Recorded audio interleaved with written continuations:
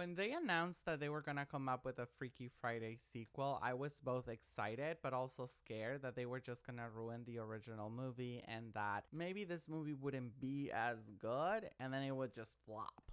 However, I gotta say that I just watched it and I have a completely different perspective. It did not disappoint. So here's a few things as to why I think this movie was great, but with no spoilers if you haven't watched it. So Lindsay Lohan reprises her role and she is as good as ever. She brings everything, the looks, the charm, the nostalgia, absolutely everything. I think that Jamie Lee Curtis, obviously, it is her. So without a doubt, she delivered once more. Absolutely perfect. Now, the new characters, that's what I was mostly afraid of. The daughters, right? The one from The Fiancé and Lindsay's daughter. They actually did amazingly. Even one of them sings at the end of the movie, and that was perfection. I did not see that coming. It was great. I think the dialogues is what made this movie for me. The pop culture references, like saying that Coldplay is a band for old people now, things like that made the movie absolutely fantastic. Obviously, another thing is that although we've probably seen